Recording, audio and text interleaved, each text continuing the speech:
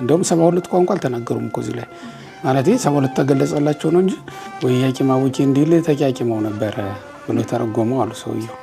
ከዚያ ደግሞ ቀጥሎ ቢልተሩ በዚህም አላበቃም ወከም መውቱ እስከላለም እንዲል ከም አደረገው ማረፊያቶ ከእንጨቱ ላይ የታየው ሙሴ ያየው እሳት አሁን ግን ማረፊያ ያገኘ ማለት ነው። እነዚያ ደብረ ሲና ላይ የበቀሉ እጽዋት እነዚህ ናቸው። እነዚህ ሰዎች የሚናገሩትን ቋንቋ ደግሞ ቀድሞ አልተማሩትም። ክርስቶስ አምላካችን ቋንቋ አላስተማረም፣ ወንጌልን ያስተማራቸው። ምክንያቱም ጌታ ለሐዋርያት መንፈስ ቅዱስን እሰድላቸዋለሁ ብሎ ሲናገር በእነሱ ያቆም እንዳልሆነ ጴጥሮስ ያውቃል። አሁን ተመልከት የሐዋርያት ቋንቋ መገለጥና የዚህ ዘመን መገለጥ ምን ያህል እንደተቃረነ የምናውቀው እነዚያ ገለጥልን የሚለው ያለ ታዛቢ ነው።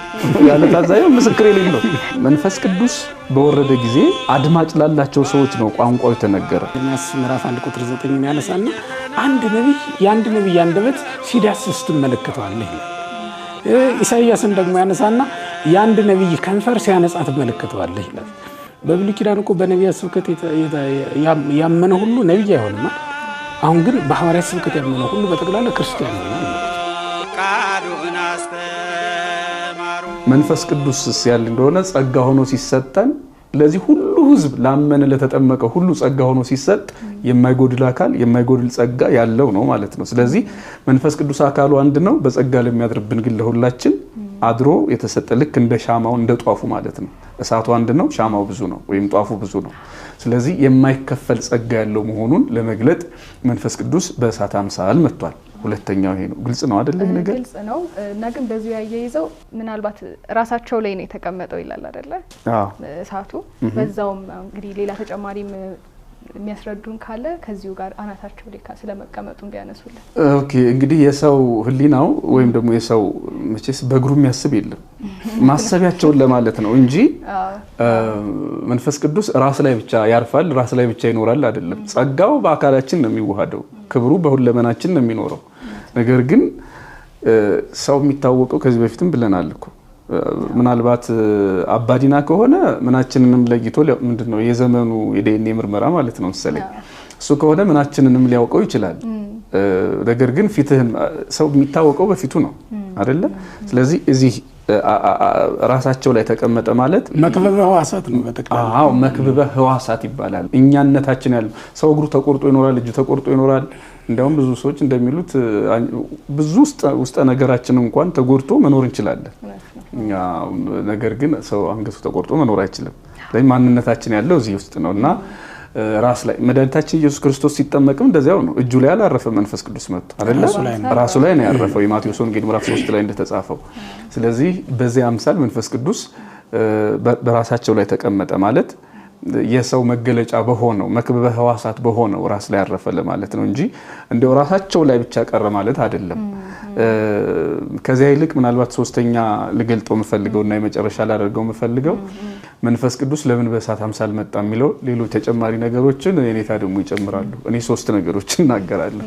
የመንፈስ ቅዱስ በእሳት አምሳል መምጣት ይሄ ማሟሸት የሚባላል። አሁን ቅዱስ ጴጥሮስ ነው የማቴዎስ ወንጌል ምዕራፍ 26 ላይ ስናየው የሚገርም ታሪክ አለው አይደለ? እኔ እያዛለሁ እናንተ ትበተናላችሁ እያለ ክርስቶስ ሲናገር ዝም ብሎ በደም ፍላት ክርስቲያን መሆን የሚቻል መስሎት አረ እኔ ሁሉም ቢበተኑን ያልክደህም እያለ ሲናገር ሰምተነዋል ማለት ያው አንብበናል። ታው ግድ የለም እየተባለ አረ እኔ በፍጹም ሲል ነበር። መንፈስ ቅዱስ ያልተጨመረበት ውሳኔ ነበር። አዎ መንፈስ ቅዱስ ያልተጨመረበት ንግግር ውሳኔ ነውና እንደ ቃሉ ሊኖር አልቻለም።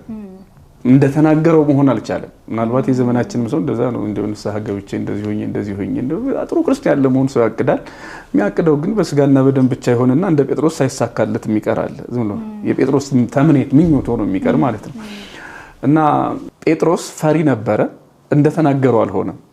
እንደውም የታጠቀ ወታደር ሳይ አንዲ ወታደር ልጅ ናት አንተ ደግሞ ከናዝሬቱ ከኢየሱስ ጋር ነበርክ ስትለው አንሰ ያምሮ ለዘትቤሊ የሚባላል እንደ ኢየሱስ እኔ ሰምቻ አላቅም ይሄው እንዲ ጣለኝ እያለ እንደውም በትርጓሜው መቋሚያውን ጭራውን እየጣለ ማለት ነው የሚለው እና ከሽማግሌ እጅ አይጠፋም በሚል አይጠፋም ነው አልባት አይጠፋም በሚል አዎ እንጂ በእስራኤል ባህል ጭራ ላይኖር ይችላል። ያው የሽማግሌ ወግ ነው በእኛ ወግ ነው የተጻፈው። ያው ለዛ መሰለኛው እና ብቻ የያዘውን ነገር እየጣለ ምሏል ማለት ነው። እኔ አላውቀውም ብሎ ፍርሃት ማለት ነው። ያውቀዋል እኮ ግን ፈራ። ስለዚህ አሁን የማያስፈራ ሌላ ኃይል ያስፈልጋል። ልክ እንደ ጴጥሮስ ያሉ ሐዋርያት አሉ የሚሰበሩ ሸክላዎች እና መንፈስ ቅዱስ በእሳት አምሳል መምጣቱ እነዚህ ፈሪዎች ሆነው አሁን እሳት እያነደደ የሚጠብቃቸው ዓለም ጋር ነው ወንጌል ሊሰብኩ የሚሄዱት። አሁን እንደ ጥንቱ ክርስቶስ እዛ እየተሰቃየ እሱ ከሩቅ ሆኖ እሳት እንደሚሞቀው አይነት አይደለም። እሳት ውስጥ እሱ ነው የሚነደው፣ እንጨት አይደለም የሚገባው እሳት ውስጥ። ለዚህ ይሄንን እሳት መልመድ አለበት፣ ፍርሃቱን ማራቅ፣ ድፍረቱን ማምጣት አለበት እና መንፈስ ቅዱስ በእሳት አምሳል መጣ ማለት እነዚህ የወንጌልን እንጀራ የሚጋግሩ ምጣዶች ናቸው። መሟሸት አለባቸው። አንቺ ሴት ነሽ፣ ከተማ ልጆች እንግዲህ ምጣድ። ለማንኛውም ግን በጥሩ እሳት ይሟሻል ማለት ጉልበት ባለው እሳት ማለት በገለባ ይሟሽም ነውር ነው።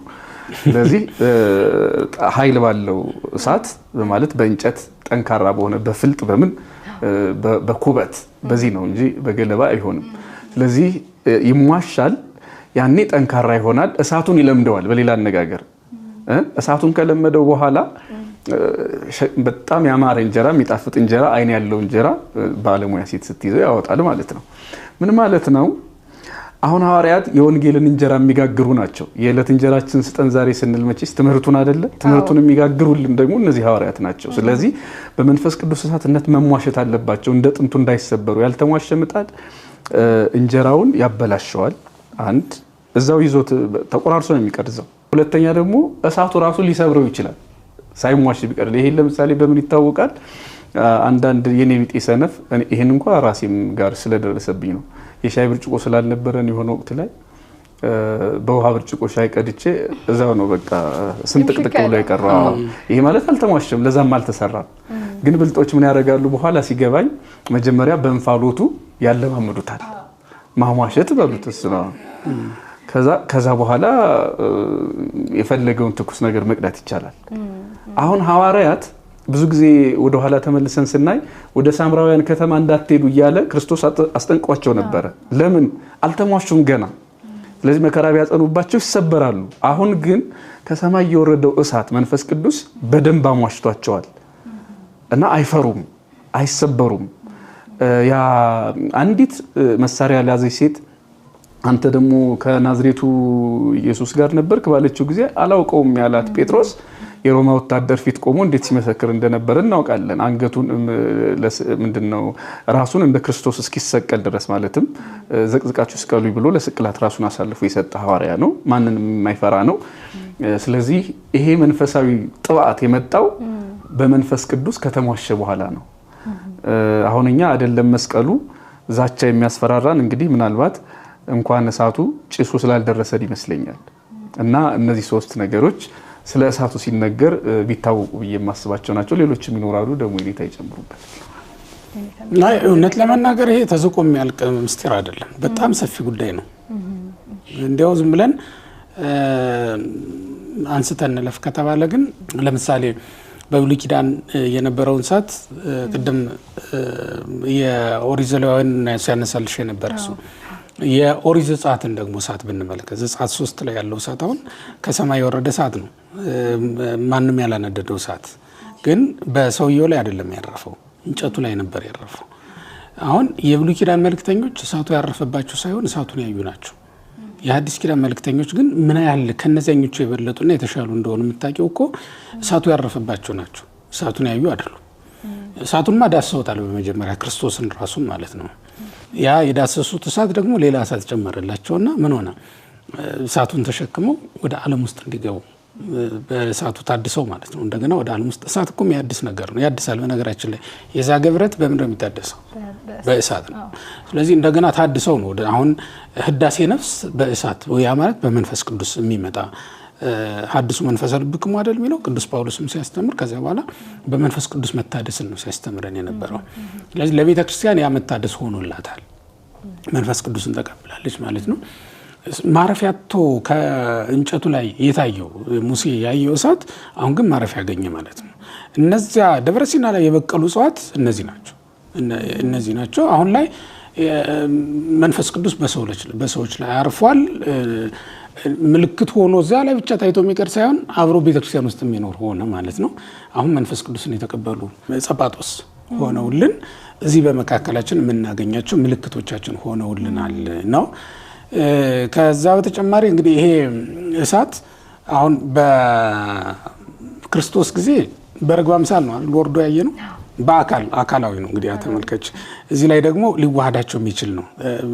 ያ ታያቸው ሲዋሃዳቸው ነው የሚታየው እንጂ ሲያርፍባቸው ነው የሚታየው እንጂ ከዛ በኋላ ተቀምጦ እንደዚህ መንፈስ ቅዱስ እንደ ልክ መንፈስ ቅዱስ በርግብ አምሳል ታየ ብለን እንደምንናገረው አይነት አይደለም። እዛ አሁን ያም እሱም ራሱ ከመንፈስ ቅዱስ ጋር ትክክል መሆኑን ነው የሚያሳየው። እነዚህኞቹ ግን መንፈስ ቅዱስን ተቀበለው የሚጸኑ የሚነጹ የሚታደሱ እና መንፈስ ቅዱስ ተዋህዷቸው የሚሰሩ መሆናቸውን ለመግለጽ ነው። የክርስቶስ ግን መንፈስ ቅዱስን ተቀበለው የሚሰራ አይደለም። መንፈስ ቅዱስ የክርስቶስን የባህሪ አምላክነት ሊመሰክር የወረደ ነው። እዚህ ላይ ግን ስትመለከች የስልጣን እየሰጣቸው ነው እያበረታቸው ነው እንጂ እንትናቸውን ክብራቸውን እንትን እየመሰከረላቸው አይደለም። እና ከዚያኛው የተለየ ነገር እዚህ ላይ ትመለከችበታለሽ ማለት ነው።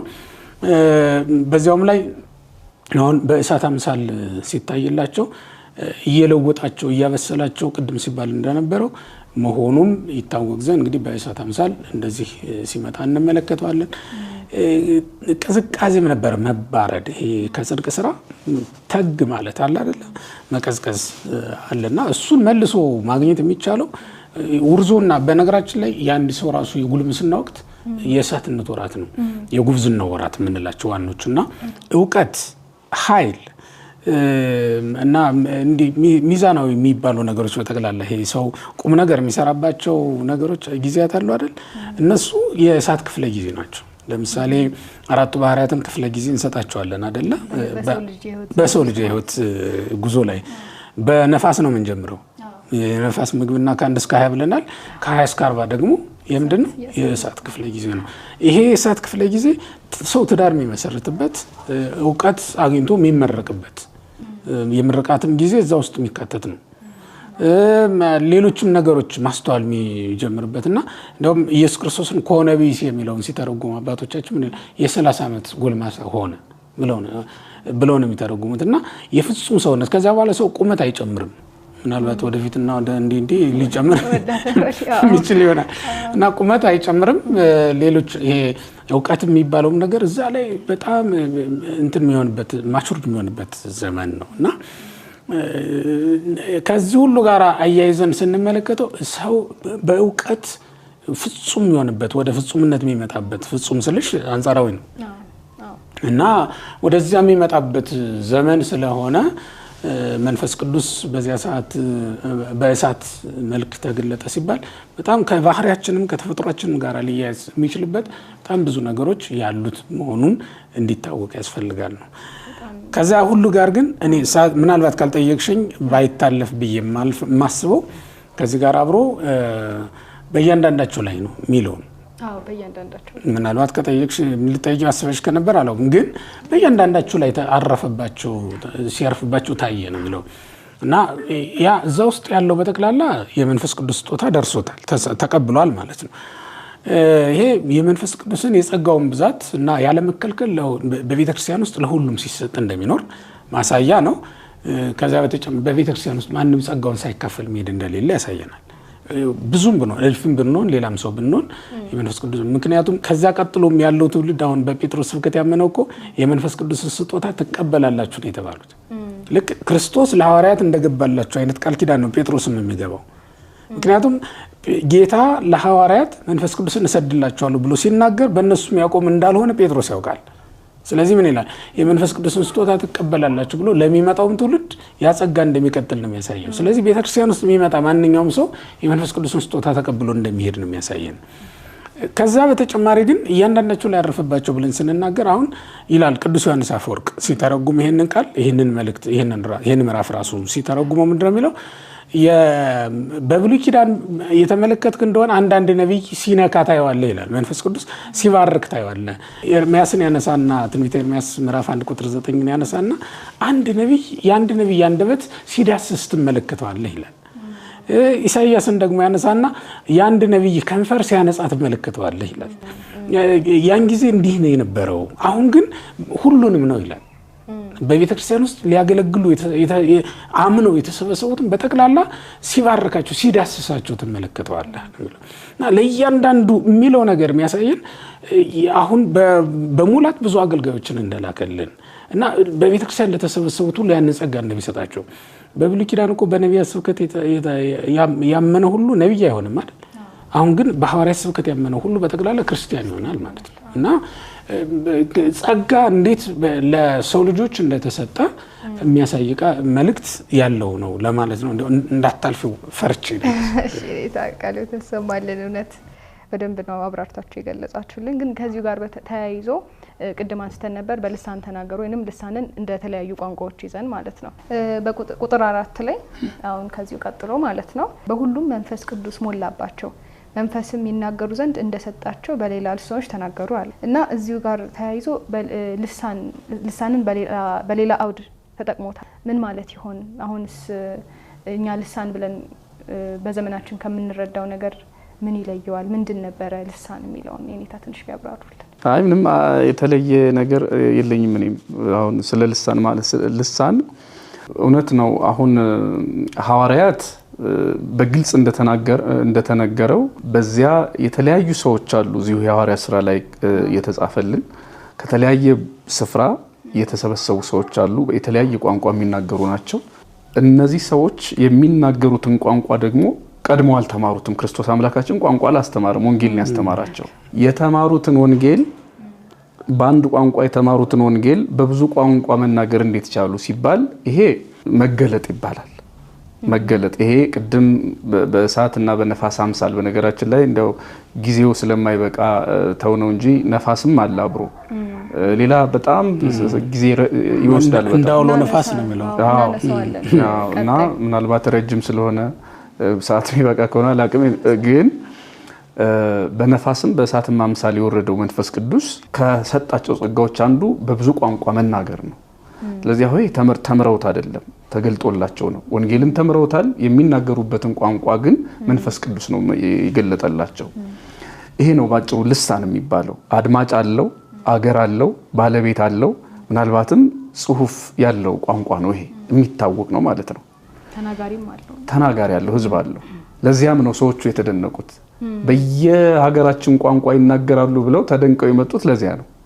እና አሁን ይሄ በመንፈስ ቅዱስ የሆነ መገለጥ ይባላል። ይሄ አንድን ቋንቋ ሳይማሩት በመንፈስ ቅዱስ ሲገለጥ ማለት ሌላ ሰው የሚናገረውን ቋንቋ ሌላ ሰው የሚጽፍበትን ፊደል ማወቅ ልክ እንደ ምናልባት በቤተክርስቲያናችን ታሪክ እንደ ቅዱስ ባስልዮስና እንደ ቅዱስ ኤፍሬም እንደማለት ነው። ለና የሶስት ቋንቋ ለቅዱስ ባስልዮስ የቅዱስ ባስልዮስ ደግሞ ለቅዱስ ኤፍሬም እንዲዝ ተገልጧል። ይሄ አሁን ምናልባት አሁን ሐዋርያት እንዳደረጉት የመንፈስ ቅዱስ ጸጋ ሆኖ ምናየው ነው።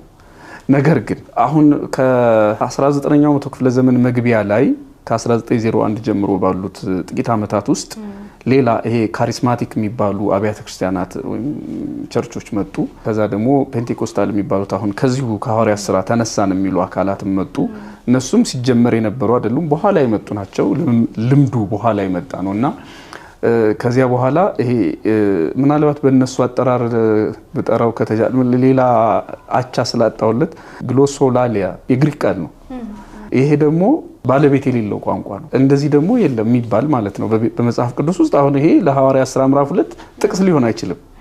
ግን እንዳልኩት ቅድም ከ19ኛው መቶ ክፍለ ዘመን መግቢያ በኋላ ያሉ ሰዎች እንዲሁ በየመንገዱ በየአዳራሹ አስጀመሩትና ያለ ልክ መጮህ በማይሰማ በማይታወቅ ሁኔታ መናገር ሆነ። እኔ አሁን እውነት ለመናገር ይሄ ጸጋ ብለን ለመቀበል ለምሳሌ የሆነ ቦታ የተወለደ ሰው ኦሮምኛ ሰምቶ የማያውቅ ሰው በኦሮምኛ ቢናገር ልናደንቀው እንችላለን። በፈረንሳይኛ፣ በእንግሊዝኛ፣ በጣሊያን፣ በጀርመን ቢናገር ልናደንቀው እንችላለን። አሁን ተመልከት የሐዋርያት ቋንቋ መገለጥና የዚህ ዘመን መገለጥ ምን ያህል እንደተቃረነ የምናውቀው እነዚያ ባለቤት ያለው ህዝብ ያለው ቋንቋ የተናገሩት፣ ይሄ ደግሞ በተቃራኒው ነው። ገለጥልን የሚለው ያለ ታዛቢ ነው። ያለ ታዛቢ ምስክር የሌለው የሆነ በሉሲ ዘመን የነበረ ይሁን ወይ ደግሞ ወደፊት ብቻ ይሄ እንደውም ሌሎቹ አንዳንድ ታሪክ ጸሐፊዎች ይሄ ስፒሪቹዋል ዲሉዥን ነው የሚሉት እንግዲህ ቃሉ ይመጥነው አይመጥነው አላውቅም በቃ ይሄ ዝም ብሎ መቀዣበር ነው መንፈሳዊ አእምሮ ውስጥ ያለ ቅዠት ነው እንጂ በዚህ ቋንቋ መከረኛው የቅዱስ ጳውሎስ መልእክት አለ አንደኛ ቆሮንቶስ 12ኛው ምዕራፍ ላይ እሱም ቢሆን ተርጓሚ ያለው ነው የሚለው ቅዱስ ጳውሎስ ዝም ብሎ ስዳርጎ አልተወም ነገሩን ባለቤት ይሰጠዋል የሚተረጎም ነው ማለት የሚታወቅ ነው ማለት ነው እንጂ ትርጉም ሳይኖር ባለቤት ሳይኖረው ዝም ብሎ የቤተ ክርስቲያን ያልሆነ መጽሐፍ አውደ ነገስት የሚባላል ወይም ደግሞ ሌላ ዝም ብሎ ጨጨጀጀ የሚል ቤተ ክርስቲያን አታውቀው ግን ዝም ብሎ እንዲሁ በቤተ ክርስቲያን ታዛ ተጠልሎ የሚኖር ሰው ነው እንትን መጽሐፍ ነው የቤተ ክርስቲያን መጽሐፍ አይደለም ምንም ቤተ ክርስቲያን የምታውቀው ነገር አይደለም የምታውቀው እንደው ምናልባት ምንኑናት ከተባሉት ዝም ብሎ ሊታይ የሚችል ነው እና ምን ማለት ነው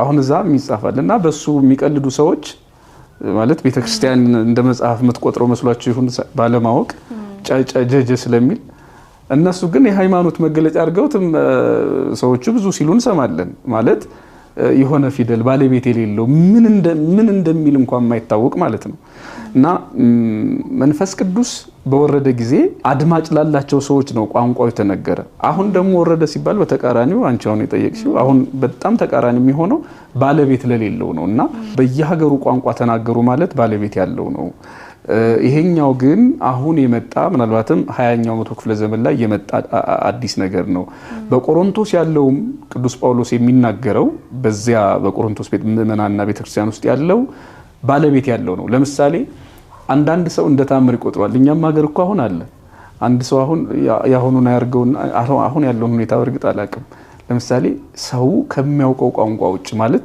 የሌላ ሀገር ቋንቋ ሲናገር እንግሊዝኛ ሊሆን ይችላል ግዕዝ ሊሆን ይችላል በተለይ ግዕዝ አስተዋውሳለሁ እኔ እንደው ሀኮን የሚያፈሰው ይባላልና ያው በማይሰሙት ሰዎች ፊት እኮ በማይሰሙት ሰዎች በቃ እንደ ጉድ ነው የሚታይ በስማ አወረደው ነው የሚለው እና ሰው የሆነ ትኩረት የሚያደርግበት እገሌማ ተምሯል እንዲባል የሚያደርግ ነገር አለና ይሄ ነው እዛ ያለው ቆሮንቶስ ቤተክርስቲያን ውስጥ ያለው አንድ ሰው ሰዎቹ በሚሰሙት ቋንቋ ሳይማረው ድንገት የነሱን ቋንቋ ሲናገር እውነት መንፈስ ቅዱስ አድሮበታል ብለው ይገረማሉ በሐዋርያት ላይ ያደረው መንፈስ ቅዱስ በዚህ መምህር በዚህ አባት አድሯል ብለው ሰዎች ይቀበሉታል ትምህርቱን ስለዚህ ባለቤት ያለውን ቋንቋ ይናገራል እንጂ ባለቤት የሌለው ቅድም እንዳልኩት እንደዛ አይደለም ማለት ነውና እዚህ ጋር ያለው ባለቤት ያለው ደግሞም ሁሉም ተሰብስበው መተው ያመኑበት የተጠመቁበት ነው እንጂ ባለቤት የሌለው ቋንቋ የለም አይ በደንብ ነው ያስረዱኝ ኔታ ቀልድ ነው ግን ዝም ብሎ እንደዚህ ከቋንቋ ጋር ተያይዞ ነው ማያውቁትን ቋንቋ መተርጎም መናገር አንዳንዴ ትርጉም ምንም ያበላሽና መሳቂያ ያደርጋል እና ምን ይባላል አንዳንድ ቀልዶች አሉ ወያቂ ማቡኪ እንዲል ይላል አሁን ወያቂ ማቡኪ እንዲል ተቂያቂመው ነበር ብሎ ተረጎመው አሉ ሰውየው ከዚያ ደግሞ ቀጥሎ ቢልተሩ በዚህም አላበቃም ወከም ማውቱ እስከላለም እንዲል ከም አደረገው ብሎ እንደዚህ አይነት ትርጉም ሲሰጡ ይሰማልና ማያውቁትን ቋንቋ መናገር ማያውቁትን ትርጉም ማምጣት ያስገድዳል ቤተክርስቲያንን በማይታወቅ ቋንቋ ወንጌል ስብከት አታውቅም እዚህም ላይ የምናገኘው የሚያውቁትን ነው ሰዎች የሚያውቁትን የሚሰሙትን ነው እንደውም 72 ቋንቋ አልተናገሩም እኮ እዚህ ላይ ማለት 72 ተገለጸላቸው ነው እንጂ የተጠቀሱ ፓርቲ ሜድ ኢላሚቴ እነዚህ ትንሽ ሰዎች ናቸው ተሰብስበው መጥተው ቋንቋችንን ይናገራሉ ቋንቋችንን ነው ያሉት ተመልከች ገንዘብ አድርገውታል ማለት ነውና እንደዛ ብለው ነው የተናገሩት 72ቱ ለሌላ ጊዜ ሁሉ እንዲያገለግል ያው ሁሉም ተሰጣቸው ለማለት ነው በጣም መልካም ነው ኔታ ግን እዚሁ ጋር ያይዘው ቀጣይ አሁን ይሄን ቋንቋ ሲናገሩ በራሳቸው ቋንቋ ሲናገሩ ሲሰማቸው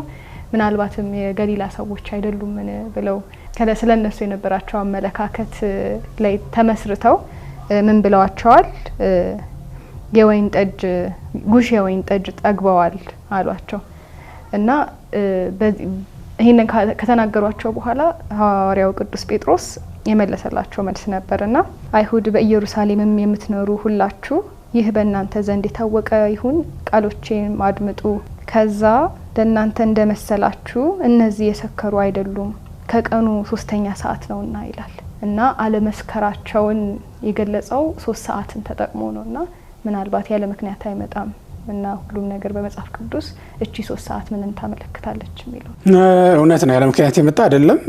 ለጊዜው በዚያ ሰዓት የሚሰክር ስለሌለ ነው። ያው በልማድም ልማደሰብም ዝም ብሎ እንደሚያስረዳን ማለዳ ነው። ያ የነግ ሰው ወደ ስራ የሚሰማራበት ጊዜ ነው እንጂ መብልና መጠጥ ላይ የሚሰማራበት ጊዜ ስላልሆነ ነው። ከዛ ሲቀጥል ግን አሁን እነዚህ ሰዎች እንደው ከዛ በፊት ግን እንደው እሱን ከመልስልሽ ከዛ በፊት የሰዎች መንፈስ ቅዱስ ምን ያህል ጸጋ እንደሰጣቸው የምናውቀው አንዱ በዚህ ነው። የሰዎችን ሀሳብ ሰዎቹ ራሳቸው ያወሩትን በመንፈስ ቅዱስ አውቆ መናገር ማለት ነው። ይህን ኢየሱስ ክርስቶስ በተለያዩ ጊዜያት የልባቸውን ሀሳብ አውቆ እያለ መጥቶ ነበረ። ልክ እንደ ክርስቶስ አሁንም ቤተክርስቲያኒቱን የተረከቡት ሐዋርያትም እንደ ክርስቶስ ሆኖ ማለት ነው። ምክንያቱም የሰዎችን ሀሳብ አውቀው እየተናገሩ እነሱ እዚያ እየተነጋገሩ ስለነበረ ሰሟቸው ማለት አይቻልም። ምክንያቱም እነሱ እዚያ መንፈስ ቅዱስን ስጦታ ተቀብለው እየተናገሩ ስለነበረ ሰዎቹ እዚያ እየሰሙ እየተናገሩ ሲጀመርም አብረው የሚኖሩ ሰዎችም አይደሉም፣ ለየብቻ የሚኖሩ ናቸው። እነዚህኞቹ በዓል አክብረው ሊሄዱ የመጡ ከተለያዩ ሀገር የመጡ አይሁዶች ናቸው። እነዚህ ደግሞ በማህበር የሚኖሩ ክርስቲያኖች ናቸው። እኛም ያገናኛቸውም ነገር አልነበረ።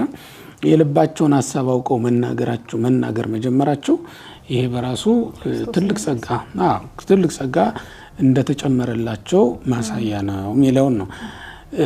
ከዛ ሲቀጥል እንደተባለው ሰክራቸዋል ብለው መናገራቸው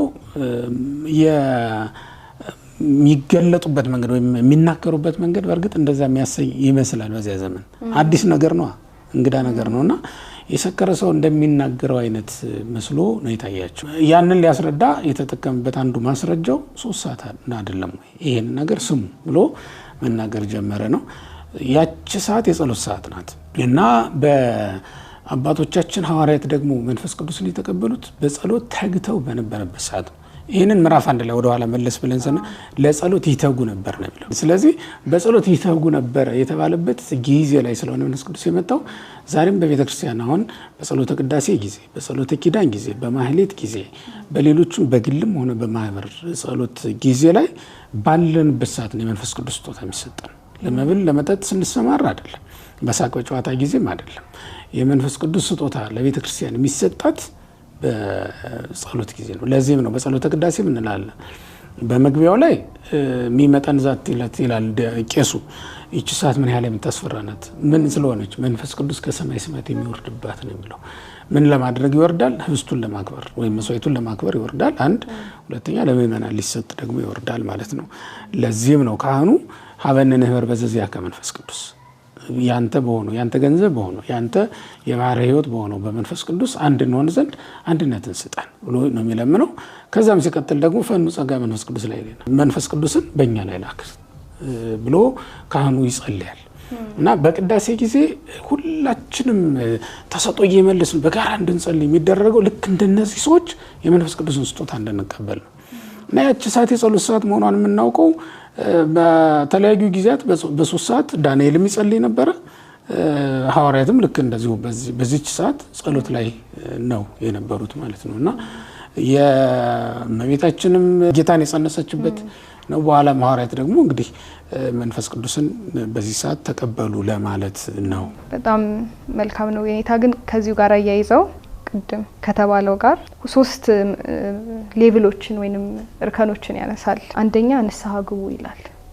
ሁለተኛ በኢየሱስ ክርስቶስ ስም ተጠመቁ። ከዛ ሶስተኛ የመንፈስ ቅዱስ ጸጋ ይሰጣል ትቀበላላችሁ የሚለው እና ይሄንን አሁንም እንግዲህ አሁንም ያኔ ነበረ አሁንም ያለ ነገር ነውና ካነሱት አይቀር ይሄንንም ያብራሩ። ንስሐ ግቡ የመጀመሪያ ስብከታችን ነው። ሰውን የምንቀበልበት ሰው ወደ ክርስቶስ የሚገባበት መንገድ ንስሐ ነው። መምጫ መንገዱ በራሱ ክርስቶስ መቀበያው መንገድ እሱ ነው ማለት ነው። ክርስቶስ በስጋ ወደ ዓለም መጣ፣ የሰው ልጅ ደግሞ በንስሐ ወደ ክርስቶስ መጣ። ስለዚህ ክርስቶስ ወደኛ በምን ቀረበ? በስጋ። እኛ ወደ ክርስቶስ በምን ቀረብን? በንስሐ ነው የመጣነው። የተገናኘነው ሁለታችንን የተገናኘነው እንዲህ ባለ መንገድ ነው። ክርስቶስ ያ ደግሞ የእግዚአብሔር ፍቅር ናት። ለዚህ የምታበቃ ሁለታችንን የምታገናኘን የእግዚአብሔር ፍቅር ናት። ምክንያቱም በገነት አዳም በበደለ ጊዜ እግዚአብሔር ራሱ ነው አይደል ሄደው። ከዚያ በኋላ አዳም ሆይ ወዴት ነህ ብቻ ነው ያለው እግዚአብሔር። ከዚያ በኋላ አዳም ሲጸጸት ንስሐ ሲገባ ነው እንግዲህ ራሱ ኃጢአቱን አትብላ ያልኩህን በላህን ብሎ ሲጠይቀው አዎ ብሎ ያችን ኃጢአቱን አመነ። ንስሐ ማለት ኃጢአትን ማመን እና መናዘዝ አይደለ? ወደ እግዚአብሔር ማቅረቢያው መንገድ እሱ ነው የሚሆነው። ከዚያ በኋላ ከእግዚአብሔር ጋር መነጋገር ጀመረ ማለት ነው። ዛሬም በሐዲስ ኪዳንም የተሰበከልን የመጀመሪያው ስብከት ንስሐ ግቡ ነው። መንግስተ ሰማያት ቀርባለች። ያ ማለት የእግዚአብሔር መንግስት ተሰጥታለች። ያችን የተሰጠችውን ጸጋ ግን መሳተፍ የሚችል ማንኛውም ሰው የመጀመሪያ ስራው ንስሐን ሲያደርግ ነው ማለት ነው። እና ንስሐ ምንጊዜም ወደ እግዚአብሔር መግቢያ መንገዷን ስለሆነች ሐዋርያትም በኋላ የሰበኩት ክርስቶስ ከጀመረበት ነው የጀመሩት። እንግዲህ አስተውይ፣ ክርስቶስ የጀመረው ዮሐንስ በጀመረበት ነው። የዮሐንስ ስብከት ማቴዎስ 3 ላይ ያለችው ማለት ነው ንስሐ ግቡ የምትለው። ሉቃስም በ3ኛው ምዕራፍ እንደዚያው ጽፏታል። የዮሐንስን ስብከት ክርስቶስ አልለወጣትም። የክርስቶስን ስብከት ደግሞ ሐዋርያት አልለወጡት። አሁን የሁሉም ተመሳሳይ ሆኖ ነው የቀጠለው። ዛሬም ቤተክርስቲያን ነሱስ መቀረት ወንጌል ልታነብ ስትቀርብ ምን ትላለች? ወይ መንግስተ ሰማያት ቀርባለችና ንስሐ ግቡ የሚል አዋጅ ታውጆ ነው ከዛ ቀጥሎ ወንጌል የሚነበብልን ማለት ነው። እና በንስሐ ምን ጊዜም ቢሆን መግቢያ ነው። ጽድቅ በምን ይጀመራል ከተባለ ንስሐ በመግባት ነው። ማንኛውም ሰው በዚህ ዓለም ሲኖር ተነሳሂ ነው ማዕረጉ። በየትኛውም ክንፍ ያበቀለም እኮ ሊሆን ይችላል በተነሳሂ ነው። እና ቤተክርስቲያናውን በቅዳሴ ጊዜ በንስሐ ውስጥ ያላችሁ ራሳችሁን ዝቅ ዝቅ አድርጉ ሲባል ክንፍ ያበቀለ ጻድቅ ሰው ቢሆንም እንኳን ከዚህ ውጭ ነኝ ሊል አይችልም። ምክንያቱም ይሄ ዓለሙ ራሱ ዓለመ ንስሐ ነው የሚባለው። ከዚህ ውጭ ስንወጣ ነው፣ ከዚህ ዓለም ስንወጣ ነው ከዓለመ ንስሐ ውጭ የምንሆነውና በንስሐ ውስጥ ያላችሁ አንባልም። ከዚያ በኋላ በተስፋ ያላችሁ ናቸው። እነዚያኞቹ በገነት ያሉት ደግሞ በተስፋ ያሉ ናቸው። እነዚህ አሁን ያለነው ደግሞ በንስሐ ውስጥ ያለን ነው። በተስፋ ያሉ ማለት ምንድነው? መንግስተ ሰማያት ትመጣለች ገና ብለው የሚጠባበቁ ናቸው። የእግዚአብሔር መንግስት እስክትሰጥ ድረስ ነፍስና ስጋቸው ተዋህዳ እስኪቀበሏት ድረስ በተስፋ ያሉ ናቸው። እና ወንሴፎ ትንሣኤ ሙታን በገነት ላሉት ሁሉ ይሰራል። በንስሐ ውስጥ ያላችሁ ግን በዚህ ዓለም ላሉት ብቻ ነው የሚሰራ። አሁን ህይወት ዘይመጽእ በገነት ላሉትም ጭምር ነው። በንስሐ ውስጥ ያሉት የሚለው ግን በዚህ ዓለም ላሉት ብቻ ነው። አይሽ ማዕረጋችን ልዩ ልዩ ነው ማለት ነው። ስለዚህ በዚህ ዓለም ላለ ሰው ምን ጊዜም ቢሆን የቤተ ክርስቲያን ስብከት በንስሐ እንዲመጣ ነው ወደ እግዚአብሔር። እና ለምንድን ነው እንደዚያ የሚሆነው? ሰው በየቀኑ በየሰዓቱ ሊበድል ይችላል። ምክንያቱም